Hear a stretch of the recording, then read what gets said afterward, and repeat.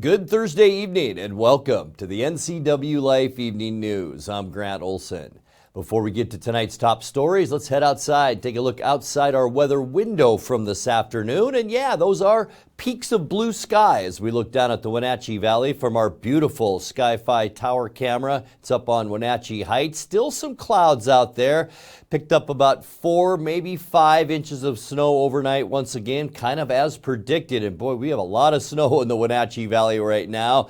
We're not going to dry out, but our snow will turn over to rain showers as we get into Friday, and that's going to go right through next Wednesday, folks. We've got about 4 storm systems headed our way between now and next week, and we will talk much more about that coming up in your complete North Central Washington weather forecast. And now a few of the news stories we're following for you tonight. One man implicated in a fentanyl distribution scheme in Wenatchee has been sentenced to more than 7 years in federal prison. The family of a woman who died while jailed in Chelan County is suing over her death. And a dramatic accident closed Adams Road near George briefly on Wednesday. But first, our top story tonight. Police believe the 2 people arrested in a task force operation Tuesday in Wenatchee had previously pointed a handgun at a victim in East Wenatchee. Emily Stotts and Filberto Santana were taken into custody on multiple warrants at the Easy Street Park and Ride in an operation involving the Columbia River Drug Task Force and the U.S. Marshals Service. Authorities say the pair used stolen vehicles to move around the Wenatchee Valley throughout last month, committing additional crimes including vehicle prowls, credit card fraud, and fleeing police. On December 18th, they allegedly pointed a gun at someone in the 800 block of North Baker Avenue. During their arrest on Tuesday, Stotts was tased by police and Santana allegedly sprayed 2 officers with an aerosol used to detail cars.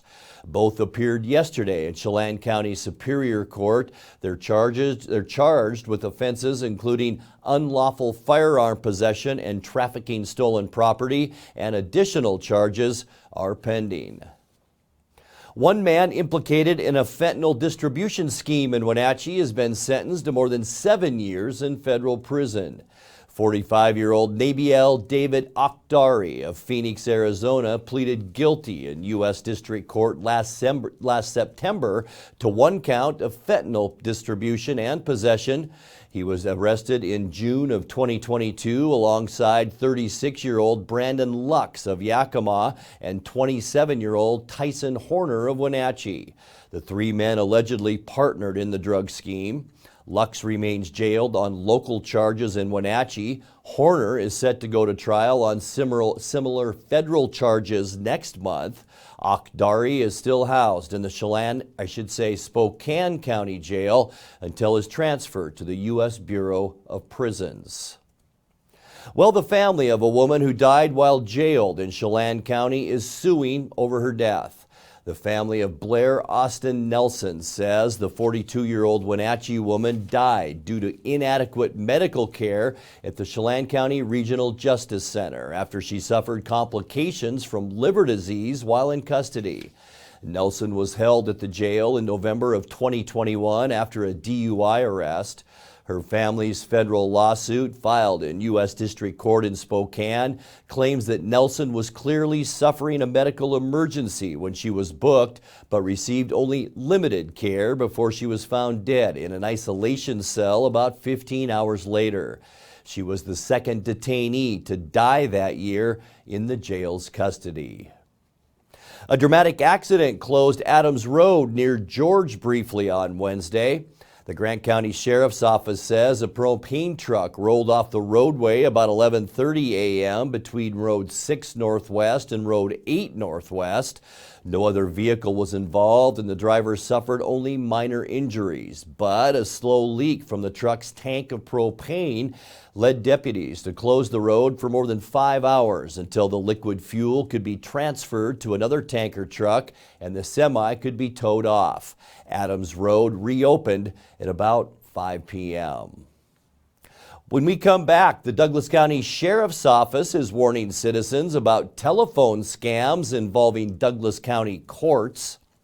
In a virtual briefing yesterday, Governor Jay Inslee and other state officers marked the launch of the Clean Fuel Standard and a cap on greenhouse gas emissions that will phase in over the next decade and a half. And Wenatchee's annual award for civil rights and social justice accomplishments have a new name and a new roster of nominees. I'm Grant Olson, and you're watching the NCWLIFE Evening News.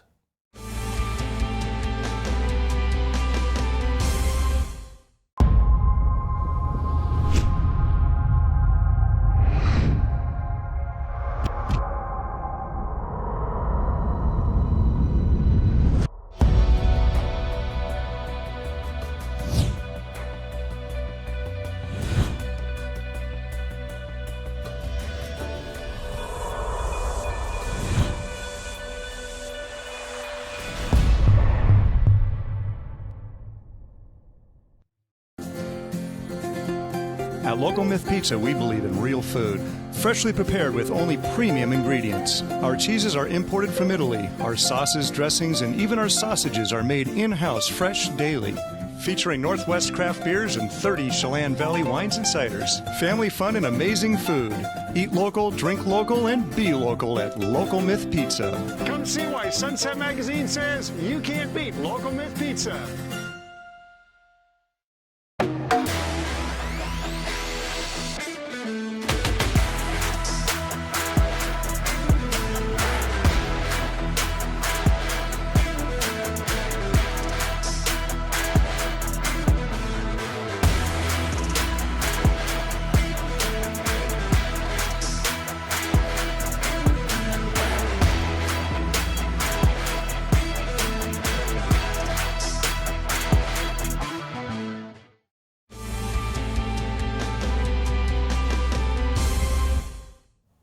Welcome back. In another news, the Douglas County Sheriff's Office is warning citizens about telephone scams involving Douglas County courts. In a Facebook post, the Sheriff's Office shared that Douglas County courts received reports of scammers contacting people claiming they owe court fines that need immediate payment. The callers also attempted to gather personal information and threatened an arrest warrant would be issued if people did not pay. The Sheriff's Office asks that people do not share personal or payment information with those you don't know and encourage people to continue reporting scam-related instances to appropriate authorities. On January 1st, Washington launched two of its biggest programs to combat climate change. In a virtual briefing yesterday, Governor Jay Inslee and other state officers marked the launch of the Clean Fuel Standard and a cap on greenhouse gas emissions that will phase in over the next decade and a half. It is a whole new day where the state has taken on a big bite out of climate change. At the same time, we are building our economy. And what our Department of Ecology and Commerce Department have done through a Herculean effort, very short period of time, is to allow us to push the go button on January 1 on two of these major aspects of our statewide efforts. We're not telling industry, don't do that. Instead, what we're saying with these rules is, here are the limits that we need to reach in Washington state, and you use your business skills, your ingenuity to determine the best ways, the most cost-effective ways for us to get there. Wenatchee's annual awards for civil rights and social justice accomplishments have a new name and a new roster of nominees. Now called the Uplift Awards, they're a long-running recognition program put together by the city, the Wenatchee Valley Museum and Cultural Center, and the North Central Washington Equity Alliance. 9 people were nominated by community members to receive an uplift this year. They include Wenatchee Indian activist Mary Big Bull Lewis, Wenatchee Pride Organization President Lincoln Neer, Immigration Services Provider Norma Gallegos, and Our Valley, Our Future Director Steve Marr. The final awardees will be announced on January 14th at the annual Martin Luther King Jr. Multicultural Fest. That's going to be held at the museum. You're watching the NCWLIFE Evening News. Coming up next, tonight's feature story and your complete local weather forecast. That and much more still to come on the NCWLIFE Evening News. Please stay with us.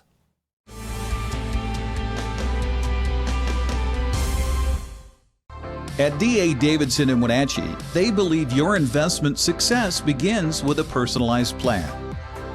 A plan that is the roadmap you need to navigate your way to living your best years in retirement.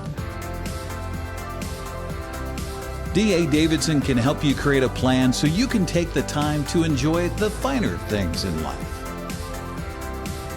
Let the financial advisors at D.A. Davidson help chart your retirement future today. Bring the whole family up to Stormy Mountain Brewing and local public house in historic downtown Chelan. Applewood smoked brisket, street-style tacos, and our award-winning barbecue rubs and sauces. Our meals pair perfectly with our exciting lineup of craft ales, made right here in Chelan. We've got room for big groups, or give us a call for catering. So grab the kids and check out the fun at Stormy Mountain Brewing and local public house located in the heart of Chelan.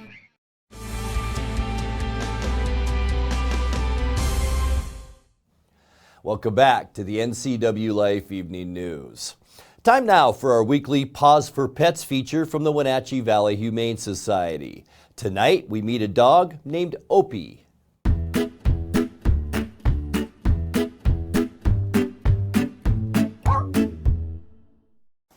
Hi, I'm Jenny. I'm the Animal Behavior Coordinator here at Wenatchee Valley Humane Society. And today with me I have our gentle giant Opie. Opie is a 4-year-old guy. He's just shy of 100 pounds, so he's a big fella. But he wants you to know that he is a gentle guy. He's easy to walk on leash. He's been so wonderful with all the volunteers here. In fact, he's kind of a favorite because he's such a sweetheart and he's so easy to walk on leash. He loves a little bit of playtime outside, but overall, Opie just really wants to be with his humans and seeks out his humans. He does go to playgroup. His play style is more the gentle and dainty kind of play style, so he plays with a lot of our respectful dogs. He does come out hot, but he settles in, and overall, Opie's just like such a cool dog. The Wenatchee Valley Humane Society is located at 1474 South Wenatchee Avenue and is open 11 a.m. to 6 p.m. and closed 1:30 p.m. to 2:30 p.m. for quiet hour. Give them a call at 509-662-9577 or visit their website at wenatcheehumane.org.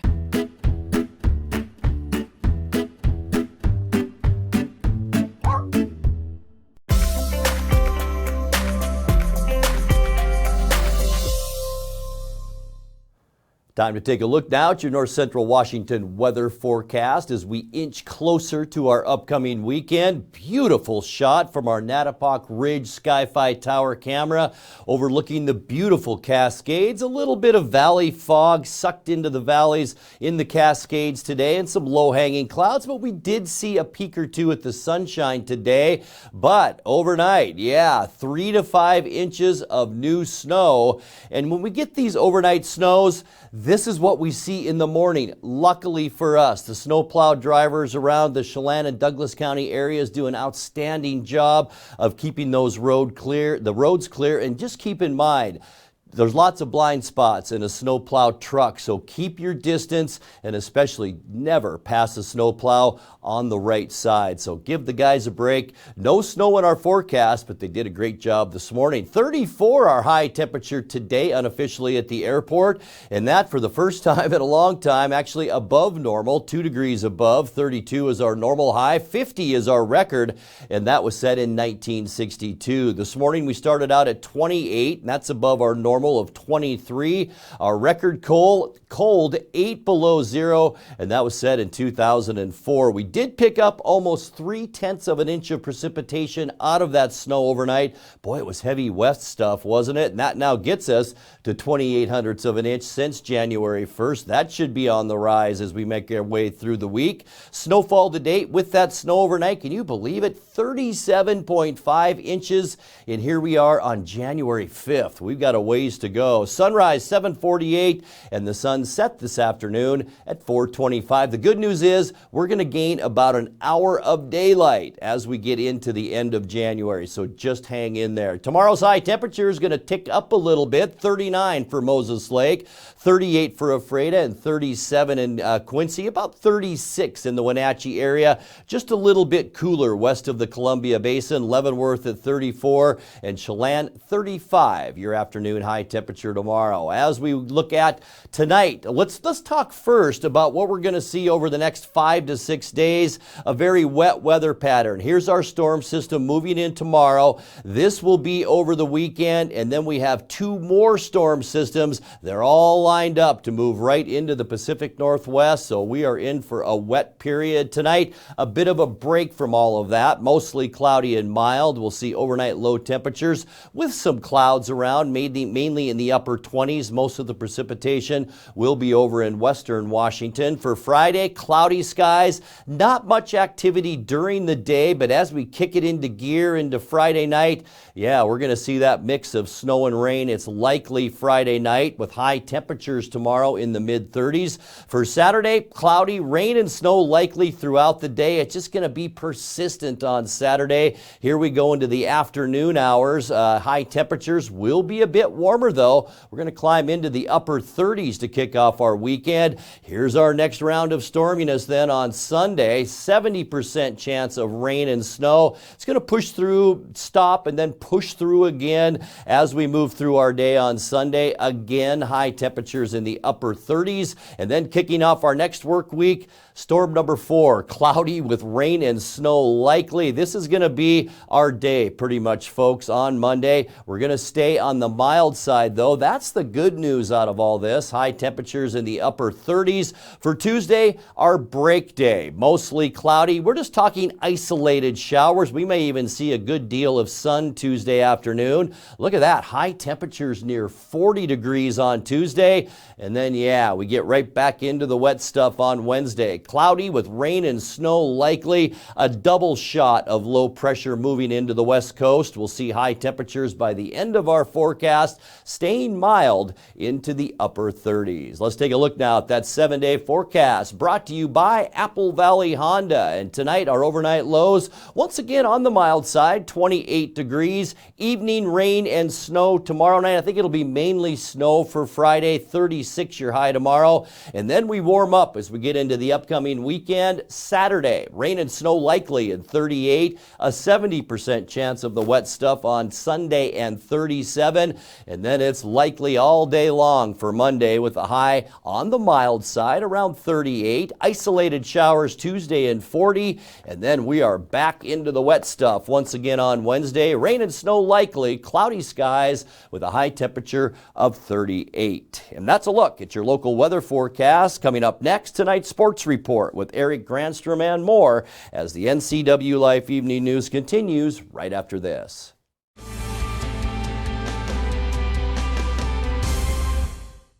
The holiday season is here, and life is hectic. Let Merry Maids help simplify yours. You expect a lot, and Merry Maids delivers more. They'll make your home or business sparkle for holiday parties, special events, and family gatherings. They'll customize the cleaning to fit your needs and your budget. Merry Maids are cleaning experts. They're licensed, bonded, and insured. Best of all, your satisfaction is always guaranteed. Visit online, merrymaids.com, and call for a free estimate. Then you can relax. It's done. Blue Lagoon Pool and Spa end of the year blowout sale is going on now. Spas are scientifically proven to improve sleep and ease arthritis pain.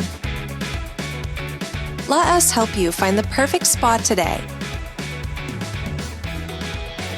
Blue Lagoon Pool and Spa is helping families reconnect, one hot tub at a time.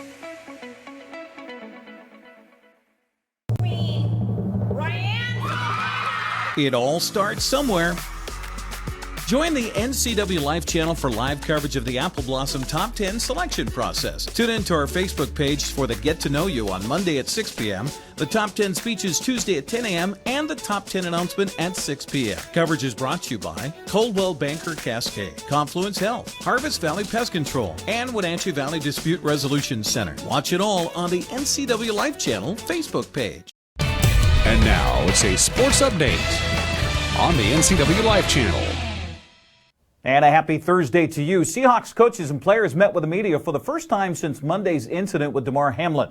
The Buffalo Bill defensive back's sudden cardiac arrest has left him in intensive care in a Cincinnati hospital and postponed the game. Coach Pete Carroll says they're all thinking of Hamlin and wanted to work through the situation as a team and as a family.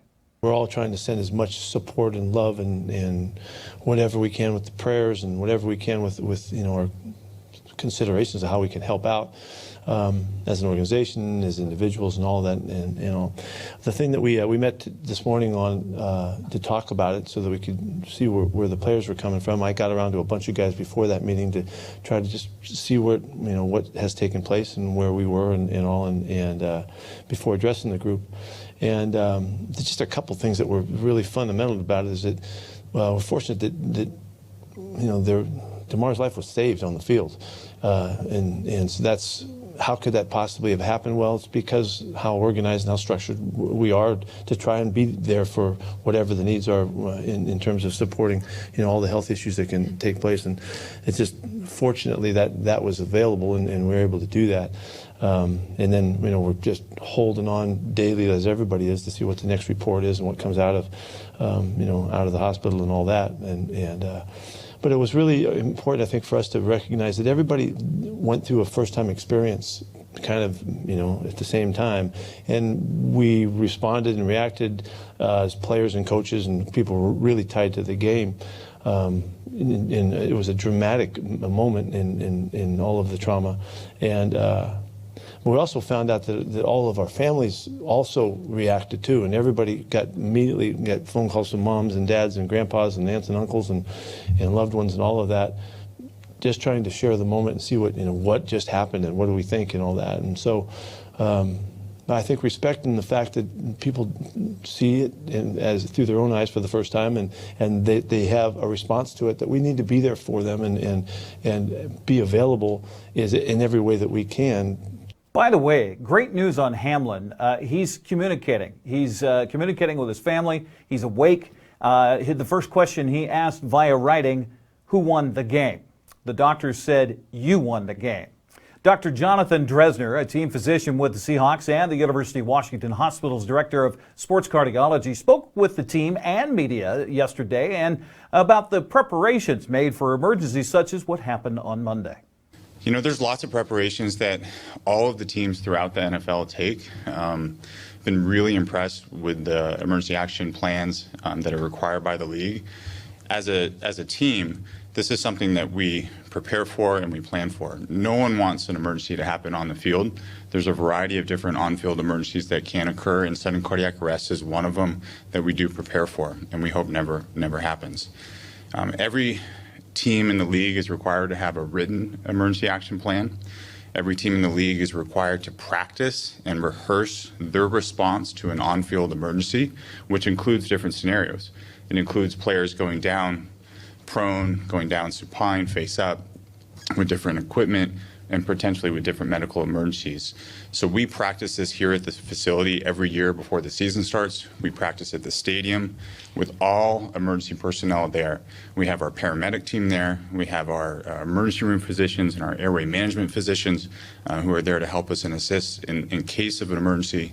So we're all practicing and communicating what might happen if we need to do this in real time.